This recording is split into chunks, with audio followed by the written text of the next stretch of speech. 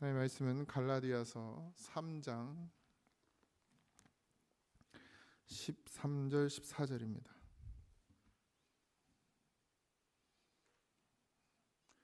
갈라디아서 3장 13절 14절입니다.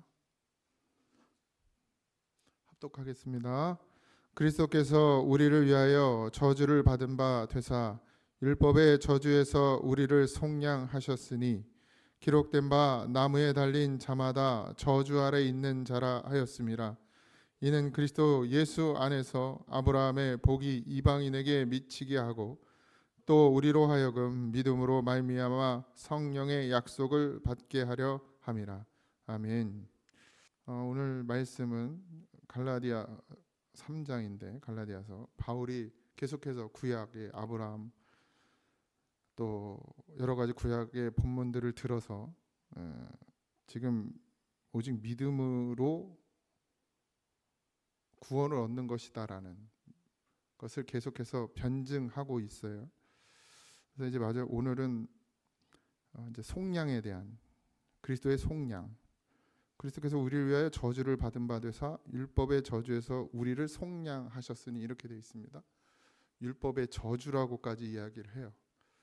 그러니까 예수가 아닌 것으로, 그러니까 율법으로 구원받는다는 율법과 할례에 대한 이 유대인들의 그 강력한 주장 앞에 사도 바울이 율법의 저주에서 우리를 속량하셨다, 예수님께서. 그러니까 이 율법의 저주라는 것이 계속해서 말씀드리지만 율법을 지켜서 구원받는 것이 아님에도 불구하고 그 율법을 지켜야 한다고 생각하고 그걸 지키는 것을 최선을 다해서 지켜요.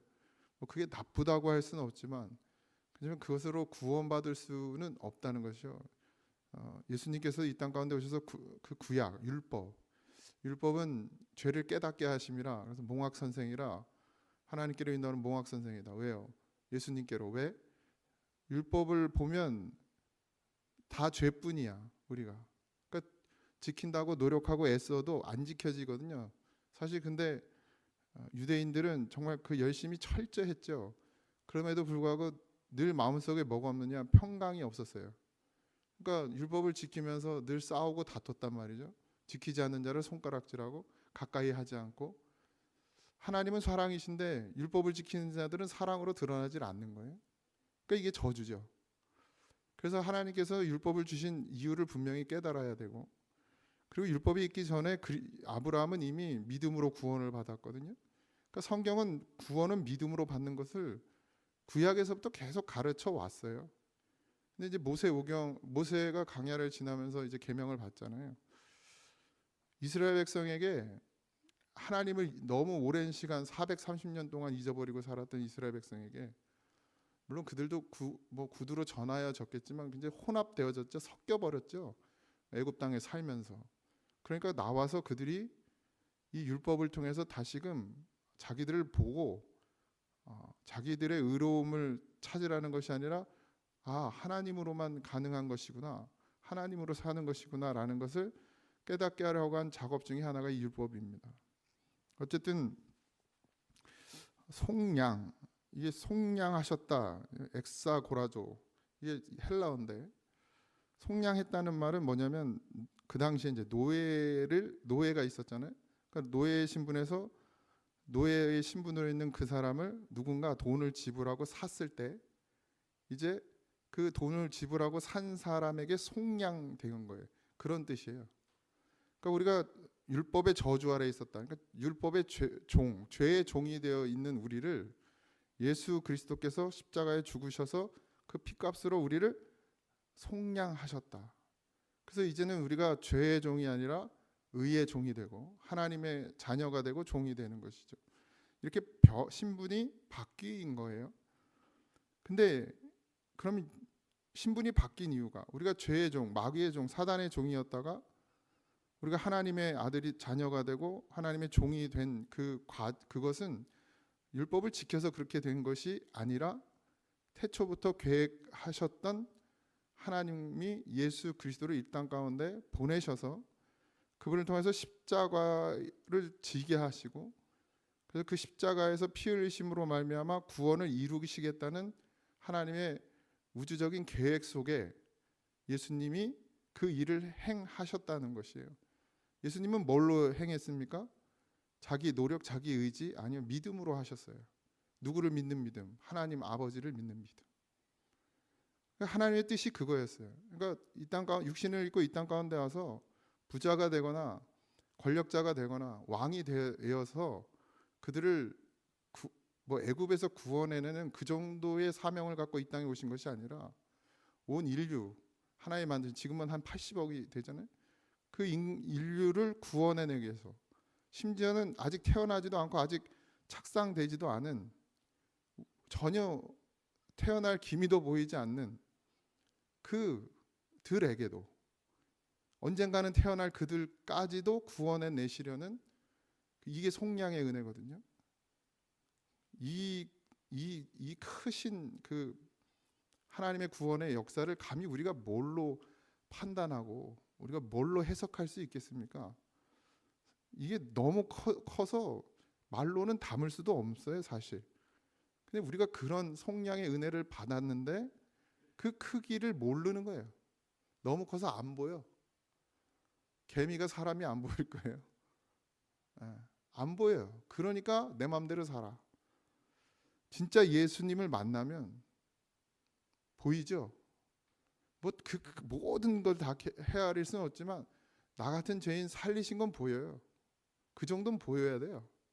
그게 구원이에요. 구원받은 자가 그 정도도 못 본, 나를 구원하신, 나 같은 죄인을 살리신 것도 보지 못한다면 구원받은 자는 아니에요. 아직. 교회는 다니지만. 그러니까 우리가 속량되어졌다. 나를 속량하신 분이 예수 그리스도다. 그러니까 율법의 노예 상태에서 벗어나서 하나님의 아들이라는 이름을 받게 되는 것, 이게 그리스도의 속량입니다. 율법의 저주를 받을 필요가 없으셨죠, 예수님께서는. 그래서 죄와 율법의 저주가 되셨어요, 친히 스스로. 그래서 우리를 속량하셨어요. 바울은 그 근거로 나무에 달린 자는 하나님께서 저주를 받았다는 말씀, 그러니까 신명기 21장 23절에 보면 그 시체를 나무 위에 밤새도록 두지 말고 그 날에 장사하여 내 하나님 여호와께서 내게 기업으로 주신 땅을 더럽히지 말라. 나무에 달린 자는 하나님께 저주를 받았음이라 라는 이 신명기 21장 23절의 말씀을 가지고 바울이 인용해서 이 나무에 달리는 건 저주라는 거예요. 하나님이 그렇게 말씀하셨다는 거예요. 처형된 죄수를 나무에 오랫동안 달아놓으면 어떻게 되겠어요? 그 밑으로 온갖 것들이, 더러운 것들이 쏟아지겠죠. 시체에서 나오는. 그 땅이 더러워져요. 그래서 유대인들은 시신을 빠르게 처리했다고 합니다. 그리고 또 매달려 있으면 뭐가 오겠어요? 짐승들이 오겠죠. 독수리도 올 테고 까마귀도 올 테고 물어 뜯을 거란 말이죠. 그래서 그리고 또 어떻게 해요? 다 벗기죠. 완전 노출을 시킵니다. 그리고 출혈과 질식과 신체적인 고통을, 죽기까지 산채로 나무에 달려서 고통을 받아야 돼요. 그 십자가의 형, 신명기 21장의 묘사처럼 그냥 그렇게 하나님의 저주를 받은 자의 처형을 지금 예수님이 친히 받으시는 거예요. 저주 아래 놓이시는 거예요. 왜요? 그것을 통해서만 하나님께서 온 인류를 구원하시겠다고 약속하셨기 때문에. 왜 꼭 그렇게 해야 되냐고 따지지 마세요. 하나님이 그렇게 정하셨어요. 그건 우리가 따질 만한 어떤 것이 안 됩니다. 하나님이 그렇게 하셨어요. 이제 바울은 아브라함에 대한 논증을 다시 합니다. 아브라함을 다시 불러요. 그래서 아브라함의 복이 이방인에게 미치게 하고 또 우리로 하여금 믿음으로 말미암아 성령의 약속을 받게 하였다. 아브라함을 통해서 이방인에게 복을 주시겠다고 하는 약속. 그러니까 결국 이방인들도, 그러니까 이방인은 뭐예요? 유대인을 제외한 나머지 모든 사람이겠죠. 그들에게도 하나님의 백성이 될 수 있도록 하나님이 하셨다. 언제? 아브라함 때부터. 근데 왜 유대인들은 자꾸 이방인을 멸시하고 교회에 들어오는 것을 방해하고 교회에 들어오면 자기들처럼 하라고 하느냐? 아브라함 때 이미 하나님께서 이방인까지도 구원하시겠다고, 온 세상에 있는 사람들을 구원해 내시겠다고 이미 약속하셨고 지금 그것을 성취하신 것이다. 그러니까 유대인과 이방인 모두 율법을 온전히 지킬 수 없지요. 그래서 율법의 저주 아래 놓여 있는 거죠. 그래서 그 상황에서 벗어날 수 있는 유일한 길이 예수 그리스도, 그분밖에 없다라는 것이에요. 그분의 죽음, 대속적인 죽음, 그냥 죽는 것이 아니라 그 죽음을 통해서 우리의 죄를 단번에 해결하셨다. 죄의 문제를.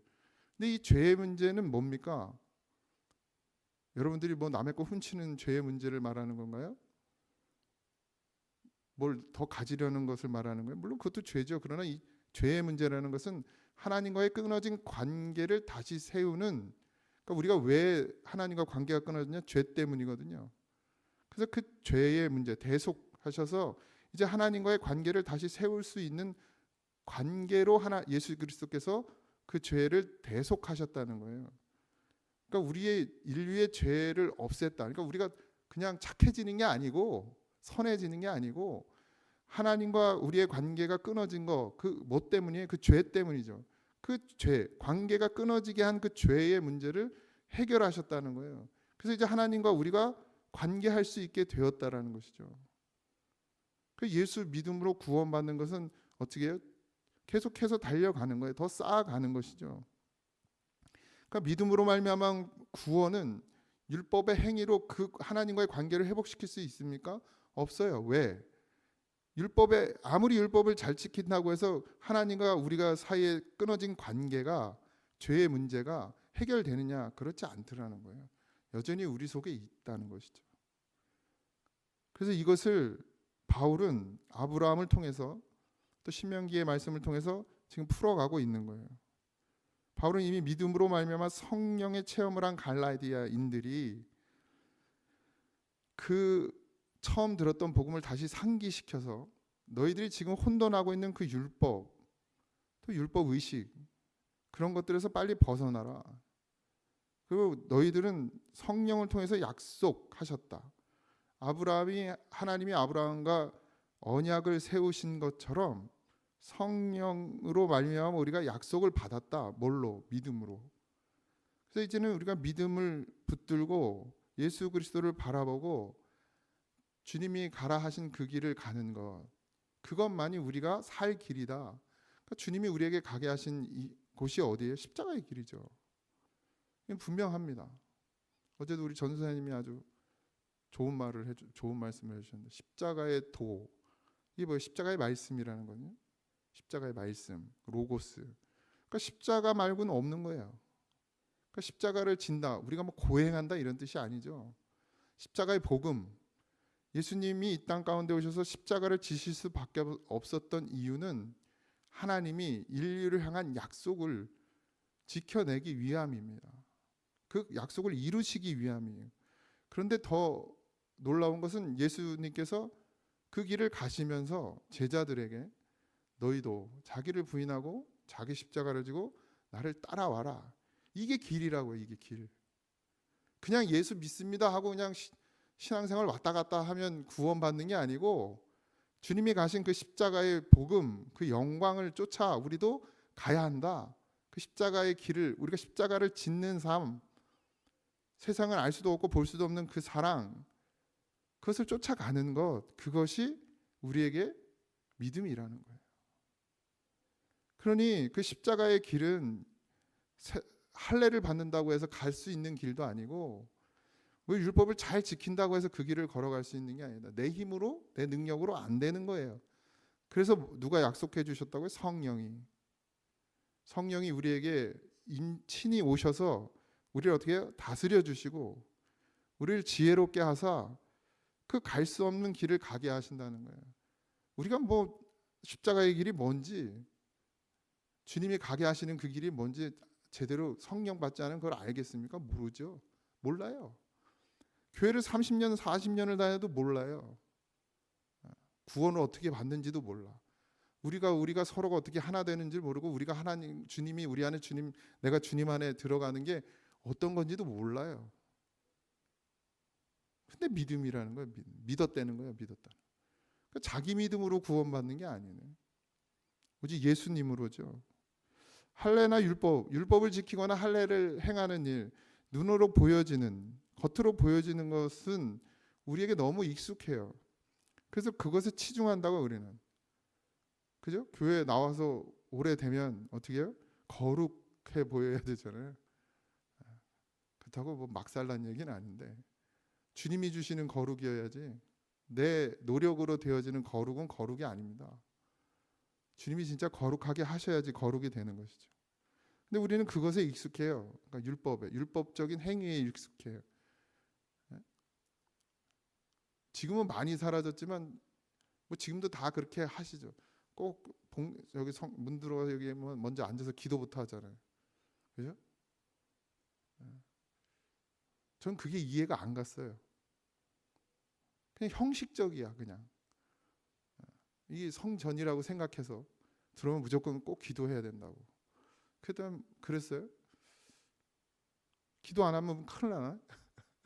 문제 생겨요? 식사기도. 여러분들 식사기도 왜 하시죠? 잘 먹고 잘 살게 해달라고 기도하셔요?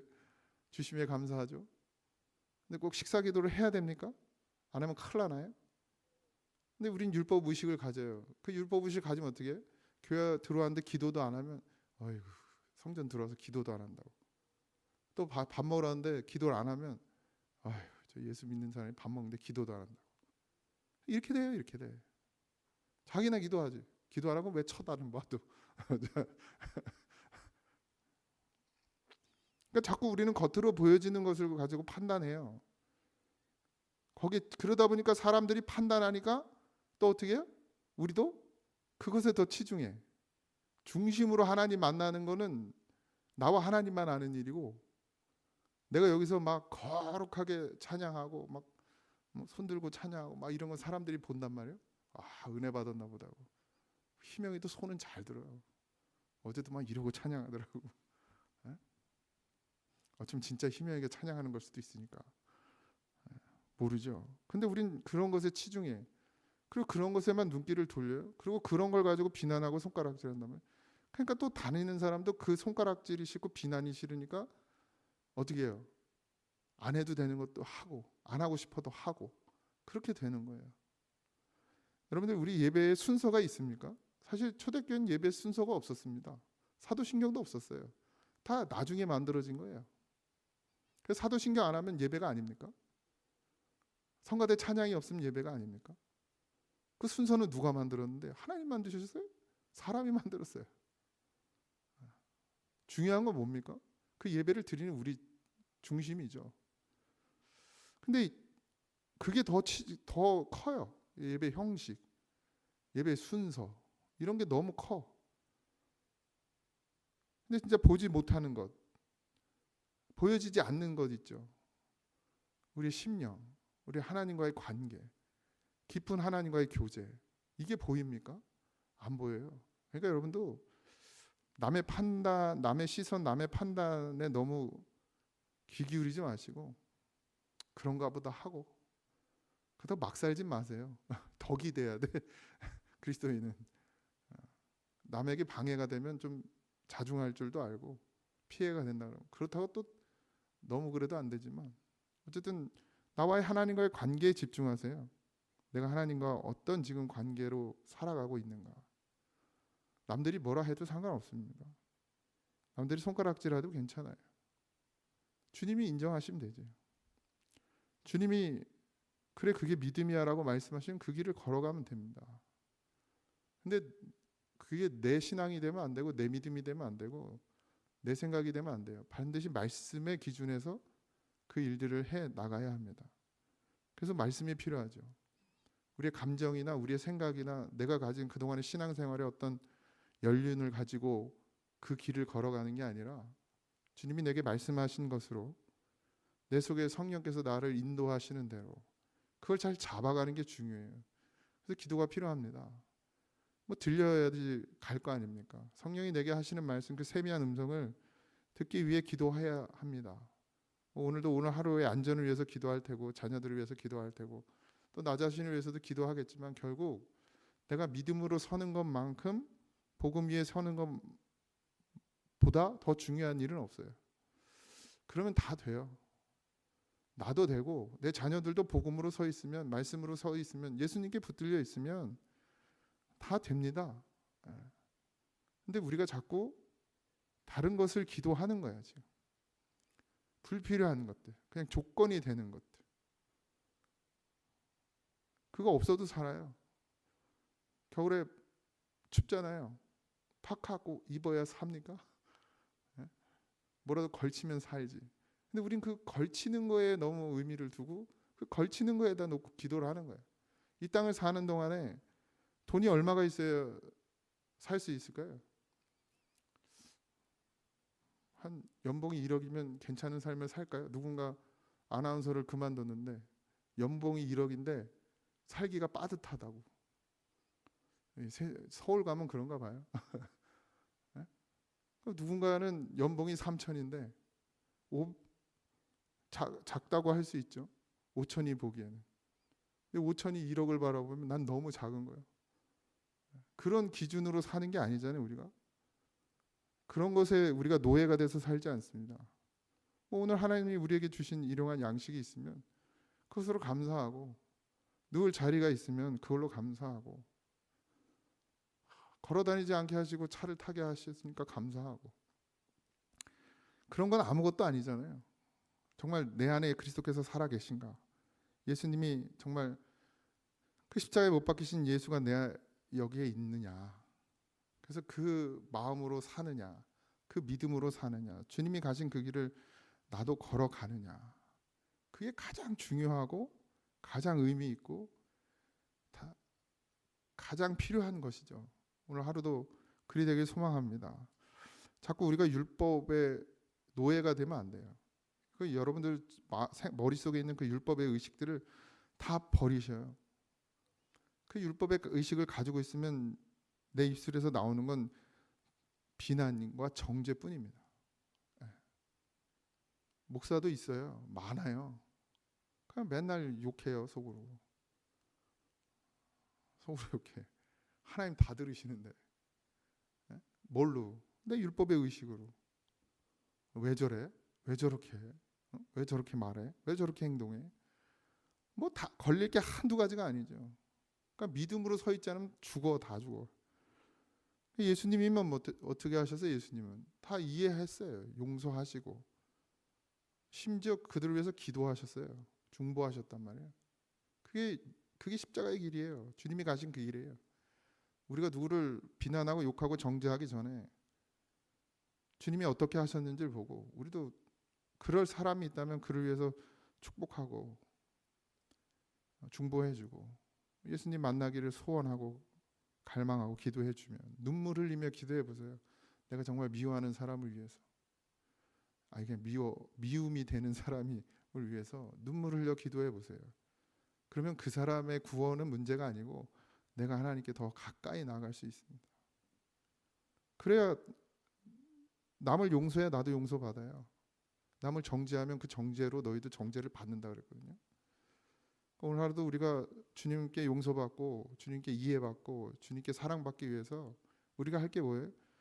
내가 미워하던 사람, 내가 욕하던 사람, 내가 저주하던 사람, 그를 위해 중보하고 그를 위해서 눈물 흘릴 수 있고 그를 이해하게 되고 용서하게 되고, 용서할 것도 없지, 이해하게 되고 사랑하게 되는 것, 그게 복음입니다. 근데 십자가의 길을 가지 않으면 그게 이루어질 수가 없어요. 우리 삶 가운데 십자가는 가장 낮은 자의 자리잖아요. 오늘 그리 되길 소망합니다. 오늘 하루가 여러분에게 있어서 가장 기쁨이 되고 감사가 되고 사랑이 충만한 하루가 되셔서 예수 믿음이 이거구나, 예수 믿었더니 이런 행복이 있구나, 행복 노래만 부르지 말고 진짜 여러분의 삶이 행복해지기를 주님의 이름으로 축원드립니다. 기도하겠습니다. 하나님,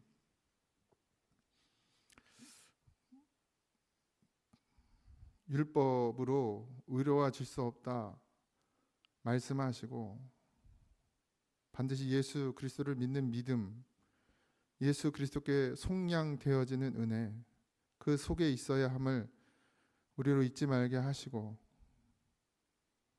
아브라함에게 약속하시고 언약하셨듯이 성령이 우리 안에서 우리를 새롭게 하며 믿음의 길을 걸어가게 하시는 은혜를 입은 자로 주의 약속을 믿고 이 길을 걸어가는 그런 성도가 되게 하여 주옵소서.